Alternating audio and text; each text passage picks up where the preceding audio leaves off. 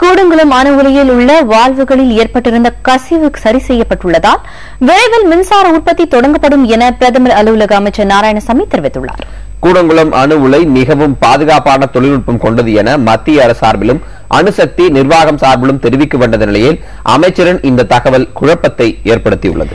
இதற்கிடையில் கூடங்குளம் அணு உலை தொடர்பாக வெள்ளை அறிக்கை உடனடியாக வெளியிட வேண்டும் என அணுசக்திக்கு எதிரான அமைப்பு கேட்டுக் கொண்டுள்ளது. கூடங்குளத்தில் தலா 1000 மெகாவாட் மின்சாரம் உற்பத்தி செய்யும் வகையில் 6 அணு உலைகள் ரஷ்ய நாட்டு தொழில்நுட்பத்துடன் அமைக்கப்பட உள்ளன. அதன் முதல் கட்டமாக 2 அணு உலைகளை அமைக்கும் பணி நடைபெற்று வருகிறது.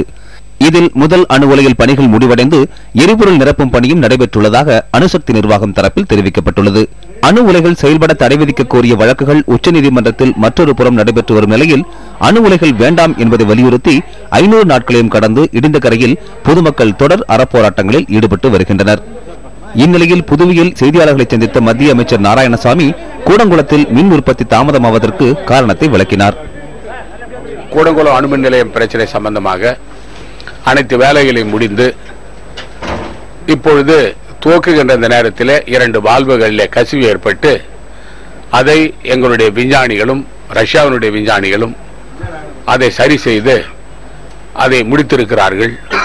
இன்னும் சில தினங்களிலே கூடங்குளம் அணுமின் நிலையத்திலிருந்து மின்சார உற்பத்தி ஆரம்பிக்கப்படும். குறிப்பாக இந்த ஜனவரி மாதம் 15ஆம் தேதிக்குள்ளே மின்சார உற்பத்தி ஆரம்பிக்கப்பட்டு தமிழகத்திற்கு கணிசமான மின்சாரம் கிடைப்பதற்கு வாய்ப்பு இருக்கிறது. அமைச்சரின் இந்த கருத்து புதிய சர்ச்சையை ஏற்படுத்தியுள்ளது. வால்வுகளில் கசிவு ஏற்பட்டதாக கூறும் அமைச்சர் எந்த வால்வுகளில் கசிவு ஏற்பட்டன, அவை எந்த அளவுக்கு அபாயகரமானது என்பதை விளக்க வேண்டும் என்ற குரல் ஒலிக்க தொடங்கியுள்ளது. திறக்கப்படாத அணுமின் நிலையத்திலே எப்படி விபத்து நடந்தது, இதை எப்படி உலகத்தரம் வாய்ந்த அணு உலை 3ஆம் தலைமுறை அணு உலை என்று போற்றி கொண்டாடுகிறார்கள் என்பது எங்களுக்கு தெரியவில்லை.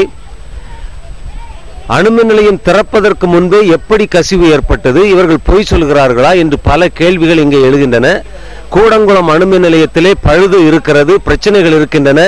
இந்த அணுமின் நிலையம் திறம்பட இயங்கக்கூடியது அல்ல என்ற கருத்தை நாங்கள் பலமுறை அழுத்தம் திருத்தமாக சொல்லி வந்திருக்கிறோம்.